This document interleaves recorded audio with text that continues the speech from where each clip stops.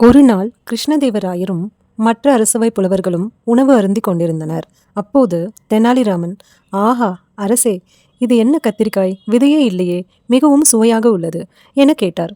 உடனே கிருஷ்ணதேவராயர், அதுவா தெனாலிராமா, இது என் நண்பன் எனக்கு பரிசாக கொடுத்த கத்திரிக்காய் செடிகள்.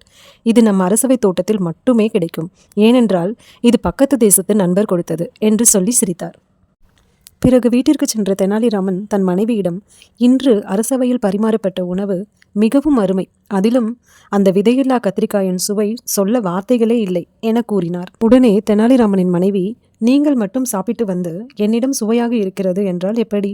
எனக்கும் அந்த கத்திரிக்காயை சமைத்து சாப்பிடணும் போல் உள்ளது என்றார். தெனாலிராமனோ, சரி, நாளை அரசரிடம் கேட்டு வாங்கி வருகிறேன் என்று கூறினார். உடனே அவர் மனைவி, முடியாது, இன்றே நான் அதை சாப்பிட வேண்டும் என்றார். அடம் பிடிக்காதே, தூங்கு என தெனாலிராமன் சொல்ல அவள் சமாதானமாகவே இல்லை. பிறகு தெனாலிராமன் யாருக்கும் தெரியாமல் அரசவைக்கு சென்றார். காவலர்கள் பார்க்கா வண்ணம் கத்திரிக்காயை பறித்து கொண்டு வீடு வந்து சேர்ந்தார். மனைவியும் உடனே அதை வாங்கி சமைத்தார். மிகவும் சுவையாக இருந்தது. தன் மகனையும் எழுப்பி வந்து சாப்பிட வைக்க வேண்டும் என்றாள். தெனாலிராமனோ, வேண்டாம், இவன் நாளை உளறி விடுவான் என்றார். நாம் மட்டும் சாப்பிட்டுவிட்டு குழந்தைக்கு கொடுக்காமல் இருப்பதா? போய் எழுப்பி வாருங்கள் என்றாள். ஒரு கோப்பையில் தண்ணீர் எடுத்துக்கொண்டு சென்றார். தூங்கிக் கொண்டிருந்த தன் மகன் மேல் தெளித்தார். சிறுவன் எழுந்தான். அப்பா, இது என்ன தண்ணீர் என் மீது என்றான். தெனாலிராமனோ, வெளியே சரியான மழை, அதோட சாரல் தான் இது என்றார்.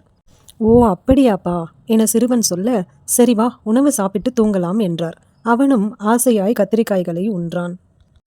மூவரும் மகிழ்ச்சியாய் சாப்பிட்டு விட்டு உறங்கினர். அடுத்த நாள் காலை அரசவையில் ஒரே பரபரப்பு, யார் கத்திரிக்காயை பறித்தது என்று. அங்கு உள்ள புலவர்களில் ஒருவர், தெனாலிராமன் தான் நேற்று ஆஹா ஓஹோ என கத்திரிக்காயை புகழ்ந்து தள்ளினார், இது அவருடைய வேலையாகத்தான் இருக்கும் என்றார்.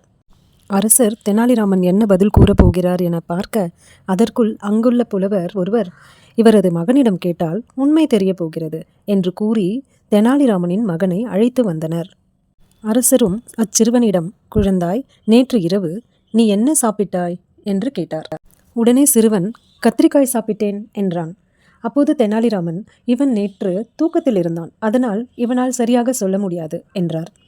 உடனே அரசர், எப்போது சாப்பிட்டாய் என்று கேட்டார். நேற்று நான் தூங்கிக் கொண்டிருந்த போது சரியான மழை பெய்தது, என் மீது சாரல் அடித்தது, அப்பொழுது நான் எழுந்தேன், பிறகு சாப்பிட்டேன் என்றான்.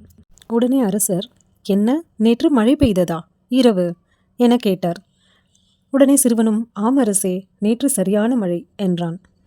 உடனே அரசர், தெனாலிராமன் சொல்வது சரியே, குழந்தை நேற்று தூக்கத்தில் இருந்திருக்கிறான், அதனால் அவன் என்ன சாப்பிட்டான் என்று சரியாக சொல்ல முடியவில்லை என்று கூறினார்.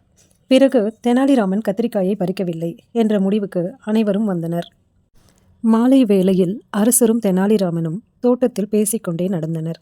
அப்போது அரசர், யார் வந்து இந்த கத்திரிக்காய்களை திருடியிருப்பார் என கேட்டார்.